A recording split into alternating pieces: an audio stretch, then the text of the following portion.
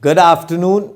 This is in continuation to my earlier video of documentation, sale, purchase, registration, anything prior to TPA Act or the Registration Act of 1877. So now here we will talk of sales. Now what are sales? And how sales took place in these cantonments and why were we subjected to sales? When the GJO had very clearly said that there has to be a sale between a military officer to a military officer. I will read how sale can take place and why is it so. Further, as per different rights mentioned in various manuals, rules and acts, we can take the property on sale with full proprietary rights. How? What is the language to be used?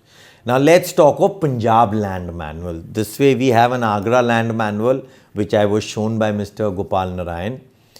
Rent under native system of assessing land revenue.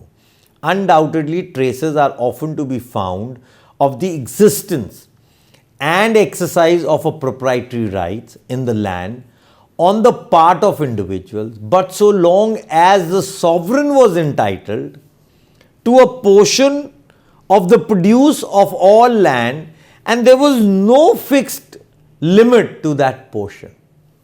So what was the Akbari system? This is what. The first step, therefore, towards the creation of a private proprietary rights in the land was to place such a limit on the demand of the government as would leave to the proprietor a profit which would constitute a valuable property. Yeah, I hope people can understand. The technical language with whom the settlement has been made shall be made to permit an individual to contract to pay the land revenue is usually an acknowledgement that he possesses a proprietary rights in the soil. And the drawing up of a list, that's the khewat, showing the landowner in every state, that is the assessment.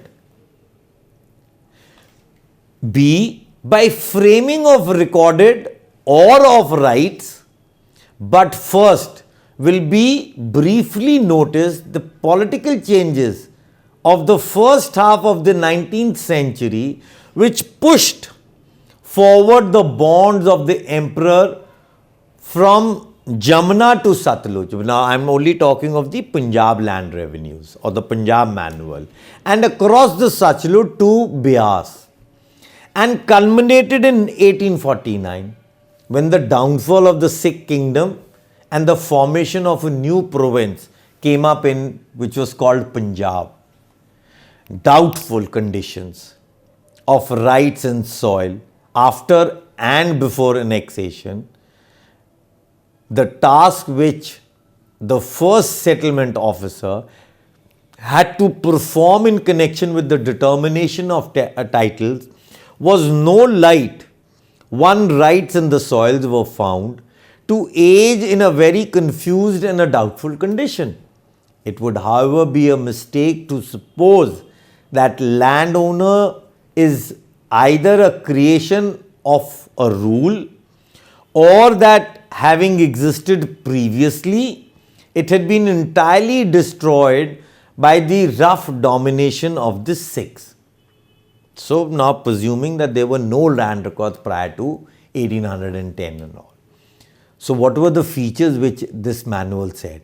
How would a settlement officer reach to the proprietary rights of a man who's now?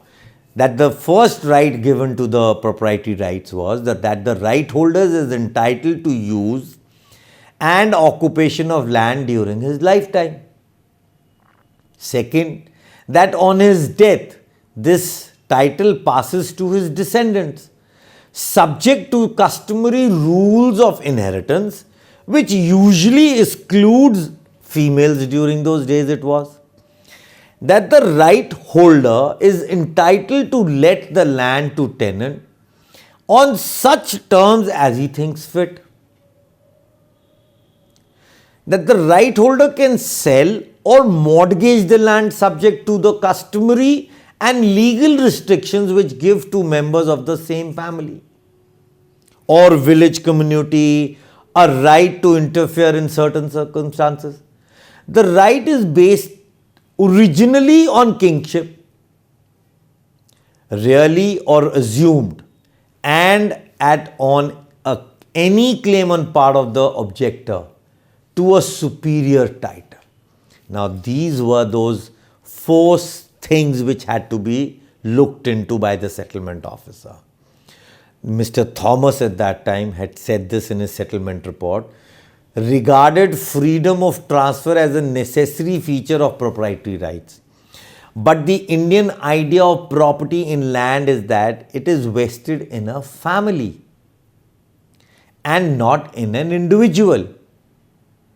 In many parts of the country, the possession of unlimited powers of alienation by the recorded right holder was entirely opposed to native settlement, and restriction of the power of alienation have never been wholly wanting in the Punjab and have been greatly extended by the Alienation of Land Act 13 of 1900.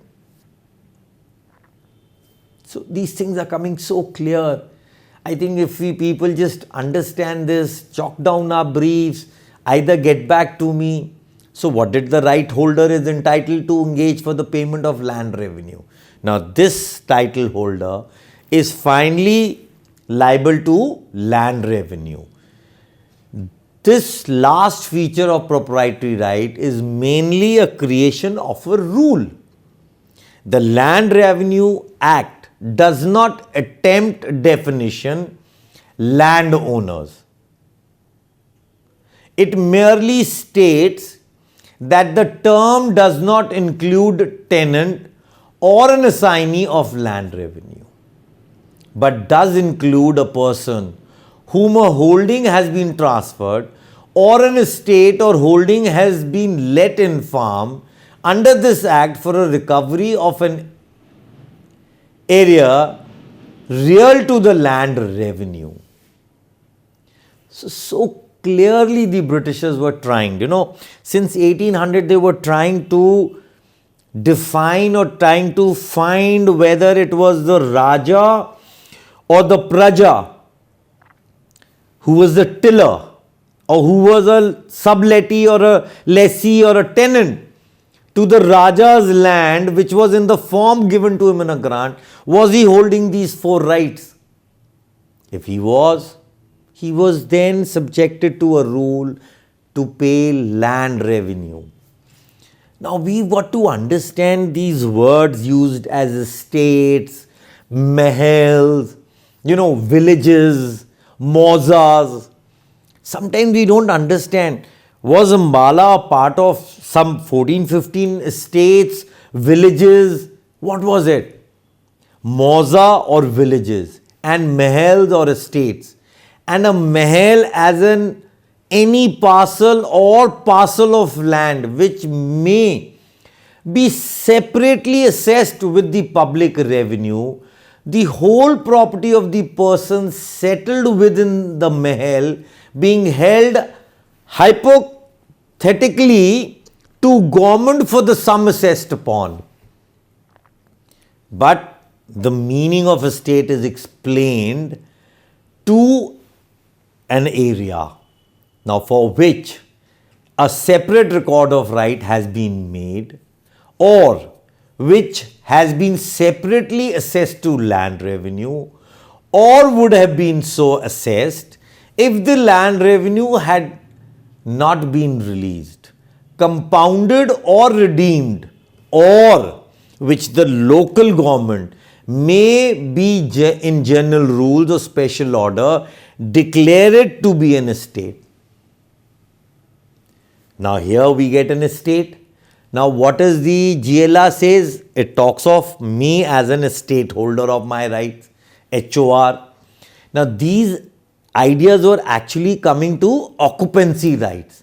Now once the Punjab was, after 1839, was being annexed by the British for governance, Now these things were cropping up.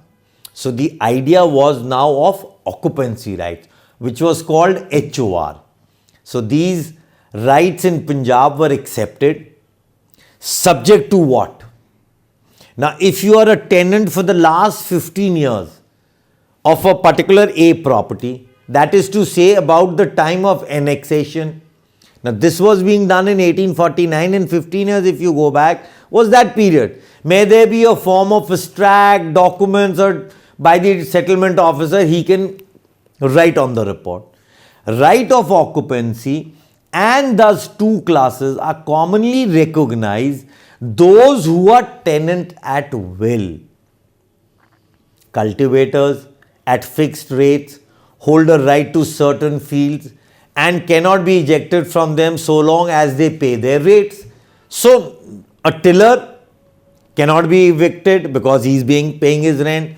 Those who have for a course of wear occupied the same field at the same or at equitable rates are held to possess the right continued occupancy. Now these were then further sanctioned under the same terminology called tenants at will.